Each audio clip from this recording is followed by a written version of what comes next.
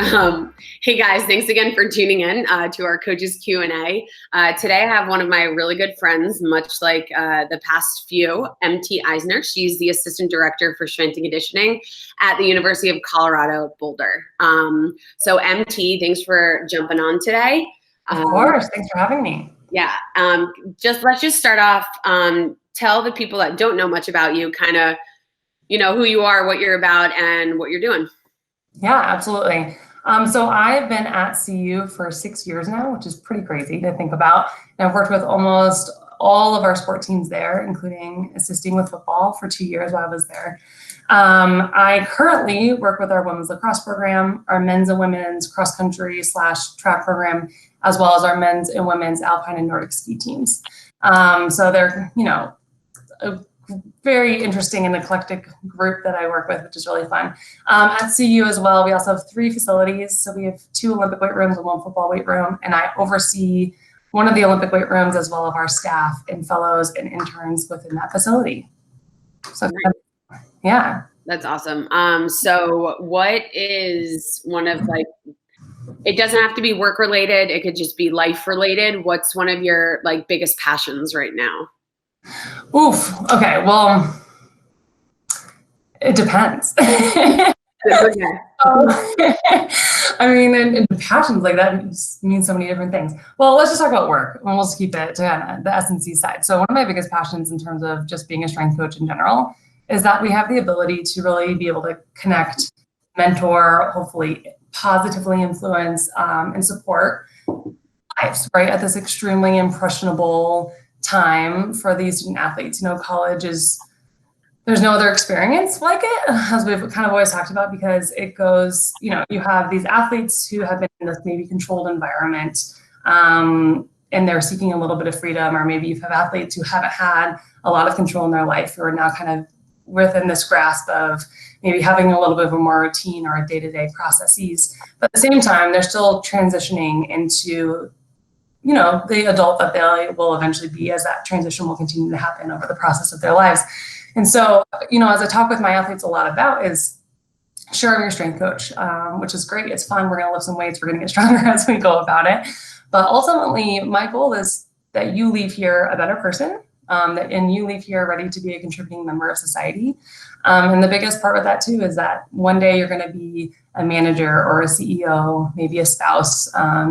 You still might be a brother or a sister or a son or a daughter, whatever that might be, but that best version of yourself, how can we have these pitfalls, these successes, these failures, these gratitudes, all these kind of things that we can kind of, work towards and build and, allow this to be a place where we can make mistakes, but we can also grow from that, which is great. And I think one of the best ways that we try to do that, and one of the things that I would say I'm passionate about in my personal life too, is expressing gratitude. Mm-hmm. Constantly being able to talk about gratitude, right? So, our days, it can be long, it can be hard. We can also really people tend to hone in a lot more on the negative than they do on the positive. So at the end of the day, there are 3 things that we're still extraordinarily grateful for. And what are 3 things that we can still give gratitude for this life that we, get to live. And so kind of how I work that into my athletes and my teams as well, is at the end of every single lift, when we come down to break it down or whatever. And I stole this from Drew Wilson, who is our football strength and conditioning coach. But we share a thought of the day. And so somebody on the team, so it just has to be one person on the team, shares something, and then I share something as well. So, and it's not sport related. So it has to be life. So give us something, whether it's good, it's bad, it's neutral, it doesn't matter, right? Give us something that's going on in your life that you'd like to share with the group, so that we can either help support you, or we can be happy for you or excel in that day. And that kind of shoots into that gratitude aspect. Absolutely. I think that's awesome. I mean, that gratitude aspect really hones in on vulnerability, right? We have to be vulnerable with our athletes in order for them to be vulnerable with us. And I really also think it's huge because, just because you work a team sport, it doesn't mean that everybody gets along. Right. And also, sometimes sometimes we're on teams and you don't realize how cliquish it can be. And then also there are individual team sports that couldn't be more cliquish because, you know, they're constantly competing against themselves to get that number one spot, to get, you know, whether it be golf or cross country or whatever the case is. You know, they're always fighting to be number one within the team. So I think that's a huge point that you make. And I've talked to other coaches recently where they actually openly talk about, you know, and this is just in general with coaches, you know, having these conversations with their athletes and talking to them and relating to them is, you know, talking about like their biggest influencer in their life, talking about their biggest downfall or one of their biggest successes. And I think something that you're doing at the end of lift, it definitely hones in on that, and it allows them, it allows the team to get to know that person. So like you said, they could support each other more. So one of the other things that you mentioned prior to that, you talked about obviously shaping these student athletes for the rest of their lives in society. You mentioned, you know, being a manager, being a CEO, but the third thing you mentioned was being a spouse. Don't know MT. That is honestly the way that, in a good way, that's the way that she thinks. And I think the reason why she's been so successful, you've been so successful in this industry, and especially at CU for 6 years, is yes, you're a wife and a mother, but you are always at the cutting edge of trying to stay ahead and have that, you know, being that manager, being that good CEO of your weight room. But talk about a little bit, without getting into what's going on in the world right now, talk about a little bit of that, that family dynamic in your life. Oh, well, with work, like in regards to work? Yeah, with how you deal with, you know, being a spouse and a mother of 2 beautiful boys, you know, how are you, because I think there are a lot of, this could, you know, give some insight on younger female coaches that are coming up and they're trying to figure out, okay, well, if this is the industry for me, how am I going to have a family? Like, Yeah, no, and that is actually something you and I have talked a lot about as well, you know, just in terms of, you know, and that's with any other working parent, working spouse in general, right? We kind of fall into this funky category with athletics because we work weird hours, not even like insane, crazy long hours. That's just, you know, kind of part of it sometimes, but it's more of like the actual like day-to-day inconsistency of it. So I might have, like I always joke about it, like I have a consistent schedule, but it's inconsistently consistent. So every Monday, Wednesday, Friday, you know, I'm not home until 6:30, but on Tuesdays and Thursdays, maybe I'm out the door at 5, but I'm home by like 4:30. So it's just, you know, my day-to-days aren't always the same and they don't always match up. And then we always run into the problem too of all of my teams lift post practice. And so for instance, when distance lifts, that's totally up in the air. If they had a 13 or 15 mile day, then I actually, maybe last Tuesday they came in at like 4 and this Tuesday they're coming in at 5. So it's always, hey, I'm still not going to be home.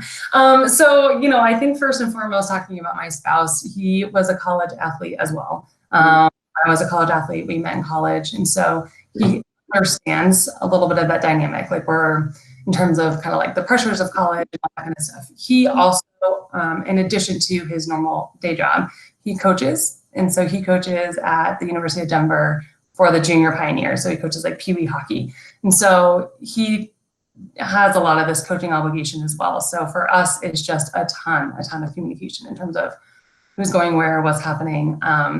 You know, and the thing that him and I talk about as well is that, you know, we're not, we get frustrated if we're getting, you know, hurtful or something's happening, we got to talk about it right then. Like in terms of like staying up on that communication, making sure that everybody else knows what's going on. We do have 2 small children. I have a 3-year-old and a 2-year-old. They're 15 months apart. I would not recommend that for anybody else. They're very close together.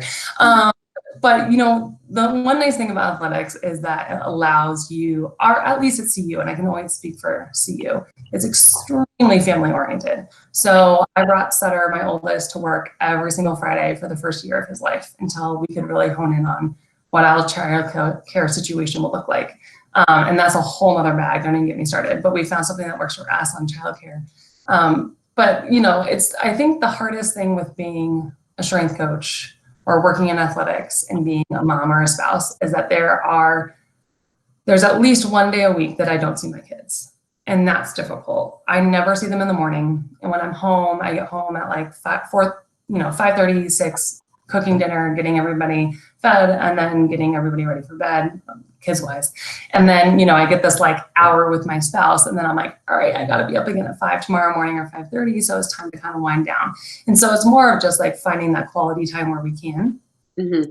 On that weekends, especially, and all that kind of stuff. So I think the hardest are the days where I don't see my children. It's just like, there's just something soul crushing about it. But my spouse also travels a lot. So it's in terms of just trying to coordinate all of that. It's just, you know, good communication. I speak more for that, you know, and that's something that goes in my work as well. So always meeting with my athletes about what's going on, any changes. I don't ever want anybody to feel like I'm not being transparent. That's the thing I really value in other people as well. And, you know, also just being always authentic, right? You can ask anything you want. I'll give you a truthful answer. I don't really have anything to hide, right? So, and that goes for my athletes. It goes for my family. It kind of goes across the board. So, no, that's awesome. And I mean, that kind of creates a crossroad. So obviously, broader perspective, there's a lot going on in the world right now. We have coronavirus on our hands, and COVID has been nothing but like this daunting, like, you know, elephant in the big. Yes. But, you know, can you talk about how you're adjusting as a professional with regards to, you're talking about the communication with your athletes and how that is a pertinent step in your day-to-day. Can you talk about adjusting to what's going on in the world and how it's affecting the communication with your athletes and how you're dealing it with that way? And then after that, kind of hone in on the effects of your personal life and your family and stuff like that. Yeah, absolutely. So talking about work. So for us here at CU, it's actually relatively new that we're all working from home. So we were one of the last Pac-12 schools to kind of officially shut our doors. Because we have a lot of, like every other school, we have a lot of athletes on campus who don't have a home to go home to, can't get home. CU Boulder is permanently their home now. So, you know, all these different dynamics that we have to be able to support and deal with. And so late Monday night is when they officially closed all of the weight rooms. Academics, I think, is officially closed as of today. And so all of us have been working home since Tuesday. So it is, well, Tuesday I still went in because I had to close some stuff out, but so it is like this relatively new phenomenon. And it's just nuts to think about because just last week on Thursday, lacrosse was getting on, you know, the bus to go to the airport when their whole competition got canceled. Ski was in the middle of NCAA championships and everything got canceled, and that was on Friday. You know, cross country, I saw them, distance, my track athletes, I saw them on Monday. We were all planning, all 40 of them were there on Monday. We were all planning to lift on Tuesday. And then by, you know, Monday night, everything had shut down. So for us, it's kind of still relatively new in terms of this transition phase. And so in my discussion with my coaches, just, you know, this week alone, let everybody get home, let everybody get to where they're going to be permanently for the next, let's say, month, next weeks, and then let's move forward from there. So, you know, initially I've reached out to every single one of my student athletes in terms of just, you know, obviously the basics, making sure you're okay, making sure you have a safe place to be at. Let me know if you need anything. I will be sending you X, Y, and Z on Friday. And so kind of just giving them, you know, that a little bit of distance, a little bit of time to kind of reprieve, because it's going to be a new normal for everybody, right? And so they need time to adjust. And you always have your athletes who text you right away and are like, I need to get going right away. And it's like, it's okay. Just like take a quick second, like let your brain de-stress for a little bit, let everything kind of relax. So we've got a little bit of a funky situation because ski was pretty much done with their season. So we can kind of enter this active rest period with them. So, you know, transitioning their programming. A lot of our distance athletes, we have a handful that are trying for the Olympic trials, Olympic hopefuls. So we have a very specific program that we're going to move forward with them on to try to hone in on that. Our distance athletes that are now focusing on cross-country season in the fall, they're most likely home. So, sending them something a little bit different. And then I have the lacrosse athletes who, obviously middle of their season interrupted as well. And so I'll speak a little bit on lacrosse. Like lacrosse, we're just going to make a big fun competition out of all of this. So team gets split into like competition groups in the fall. There's 6 competition groups on that team. And so I've sent them 4 at-home lifts, 6 conditioning sessions, and then 1 bonus lift. And so we'll kind of use that as a competition. They have to do a Zoom live with their whole group. They all have to do it together in order to get a point for it. Some of them are EDTs or circuits or, time-based. The ones who do the most rounds in like least amount of time, they'll get a point. And then you get like a bonus point if you did the extra session. We've got to do screenshots of like watches and stuff like that. And that's more for, that's great that we want to hold them accountable or whatever we want to call it, but it's also for them too. Like let's get together, do something that's going to be kind of cohesive. We can giggle, we can laugh about, like, we'll be on Zoom live with everybody else and, just checking in with everybody. So, just kind of checking in with those teams. But, with all of us, it's still, this week I think is still brand new for us. Next week, we actually see use spring break. And so we're kind of in this funky state in general. So we're all, it'll just kind of iron itself out here in a couple of days. Yeah, no, I think the landing of spring break for a lot of schools, like a lot of schools just came off spring break or they're on spring break, or for you, next week is spring break. So it's like you have the 3-week sway period where no matter what, I know coaches that it's as if they never left and they're working all through spring break, and it's, it's really difficult. And like you said, it's a very funky time because, even though we're at home and we're doing video calls, it's like, okay, well, it's technically your spring break. Like you would have the whole day to do.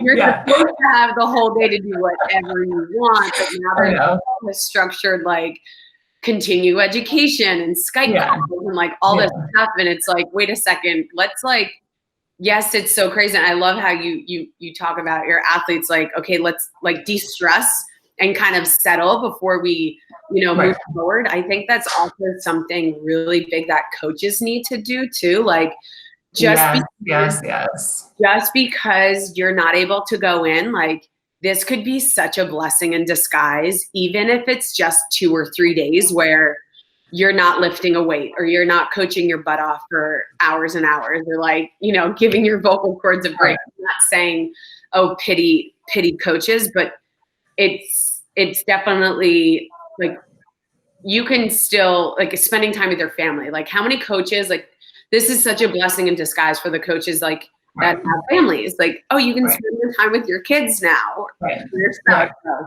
anyway, but yeah, so I mean, if you have anything else to mention about, I think that's a phenomenal idea. It's the first time I've heard that with, with the spring sports that have fall the fall season and stuff like that. I think that's huge.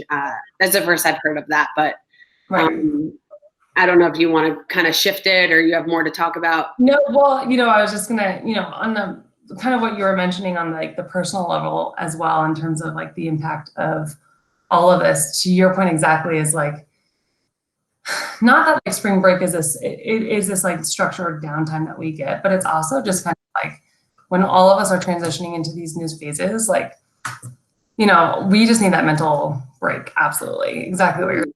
So like the athletes, that's fine if they want to hear from me. They probably don't really want to hear from me this week. Right?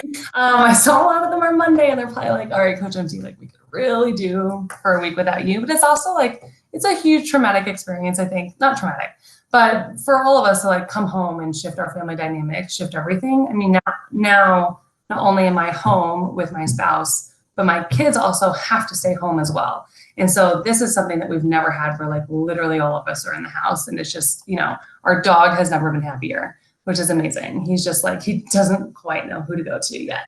There have been, but I think that COVID also it's on a personal level, and until it becomes real for you. Like I have somebody very close in my life that is battling this illness and kind of not doing that great right now. And so that hits home big time. I have a sister who's a physician assistant, and she's in her clinic, and her clinic is, in her words, it's a disaster right now. And her risk of getting it, and she has 3 kids and a spouse, is pretty high. And so it's like, it hit home in so many other realms in terms of like, we do have all of these other stressors that we do need to be talking about. And it's great that we constantly are concerned about our athletes. And we always will be because we're coaches, but we also need to be concerned about ourselves and our family and taking structure where it is. And, in my life, once again, I'll say that I'm just super blessed. Like, I have great supervisors, I have great support at CU. And so, if I need to reach out and say like, hey, I can't work this morning, like, it's not that big of a deal. You know what I mean? Like, well, it'll all work out. It's going to be just fine. You touched on it a little bit about your like new family at home dynamics. Yeah. I know that's like, I think a lot of coaches have kids and now everybody's under one roof, and it's, you have to go through video calls, but it's also tending to them. And some people have help, but some people don't. And can you touch on, I know I've seen, I'm blessed where my network also, like, I work with a lot of guys, but a lot of their wives, they're posting, their daily schedules and stuff like that. I'm not saying everybody does that, but do you have any maybe advice or an idea or something that you can give to, like, just something you guys do differently, or just anything? This is day 2 of me staying home. Okay. So my routine's not scheduled yet, but I was thinking about this morning because everyone's talking about routine right now. And it's weird because our routine was based on when our athletes were training, right? So I have a lift at this time. I have to be at team practice at this time. I'm meeting with this coach at this time, or at this athletic trainer, or we're doing this, right? So you have those set times daily, and then you structure your life within work around that. So this is my time that I can carve out for continuing ed. This is when I are professional development. This is when I can go get a workout in. This is when I'm going to kind of chip away a little bit at this project, or this is when I'm going to work on my AMS stuff. And so now when it's like a free for all, it's a bit of like, okay, so I sat down this morning and wrote out like my straight to-do list, and that's just how, for me, brain-wise operates the best. Like, let's just start chipping away at little projects that I know I need to get done in order of priority. And then, still blocking out time, like for lunch, blocking out time to get my own lift in, to get my own workout in.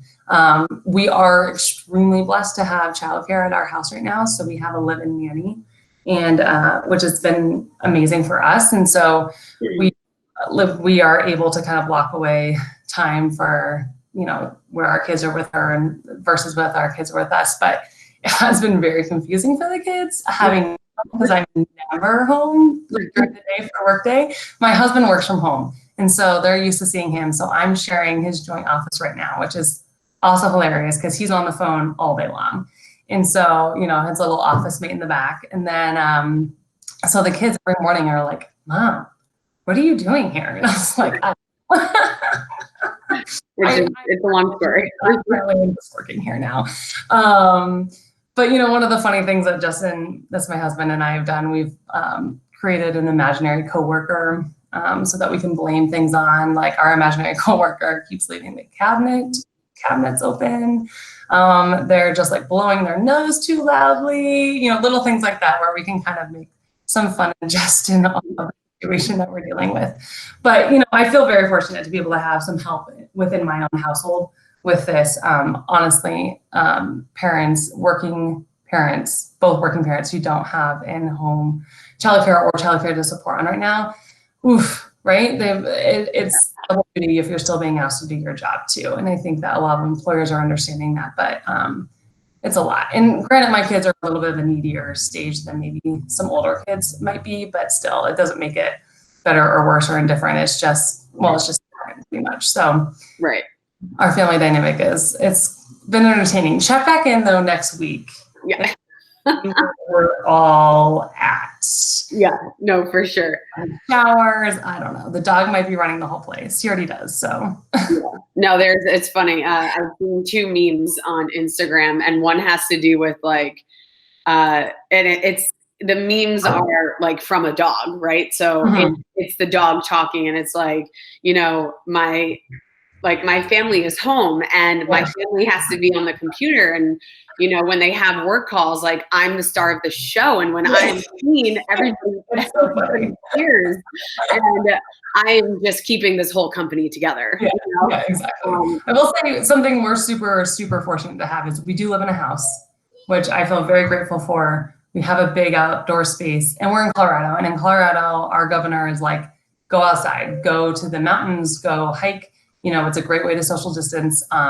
It is snowing here today, so we are unfortunately unable to do that today. But on a nice, beautiful day like yesterday, we were 65. You know, our kids are able to get outside easily. We're able to get outside. So it is still, we're able to still kind of, you know, practice that one with nature. So I'm thankful for all of those blessings that we have. Nice. That's awesome. Before we get into like the last, you know, couple questions, do you have any, like anything else you want to further touch on, or any advice of any sort? No, I mean, just, you know, everyone's doing a great job. Yeah.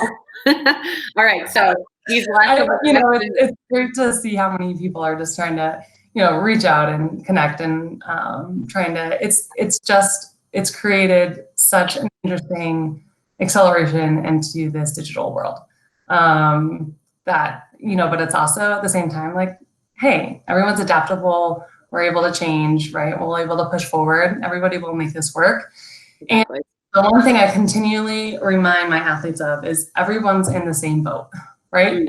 And it's not like just at CU we got shut down or something else, and all these other people have this advantage that we don't. Literally everyone's kind of in the same boat. But at the end of the day, it's, you know, bigger picture. Like this is for the health and humanity of the world and for the global aspect of it as well. So just keeping that in mind and, you know, continuing to practice gratitude with that, right? Exactly. Okay.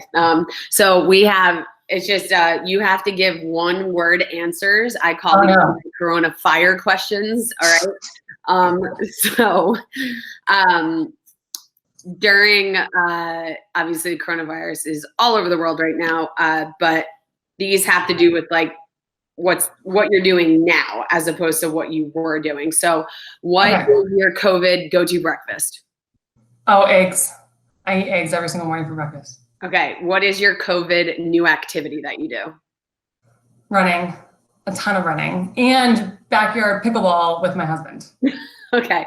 What is one of your COVID new habits? An extra glass of wine at night. Yeah. Totally fair. Totally fair. Okay. What is something you took advantage of before COVID hit?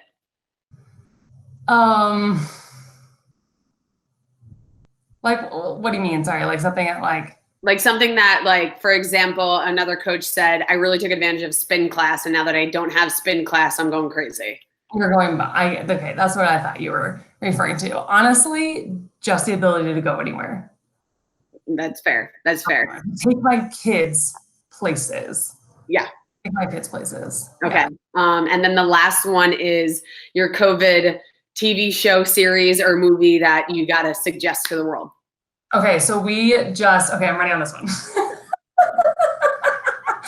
My husband and I just finished watching Hunters on Amazon Prime. It's really great. It's about, there are Nazis living in the 1970s America. And so it's individuals who are hunting them. And it's loosely based on a true story, which is great. And then we are currently in the middle of McMillions, which is a documentary about McDonald's, which is also wild stuff. So those are where we're at right now. But if nobody's watched them before, Narcos is amazing. Yep. Both the original Narcos and then Narcos Mexico is pretty awesome as well. Nice. That's great. There you go. There you go. That's awesome. Well, thank you so much for taking the time. Of course. Thank you. Yeah, this was fun, and you know, there's definitely lots of bits of information and helpful advice that I'm sure a lot of people can get out of. So thank you so much. Yeah, absolutely. Thank you.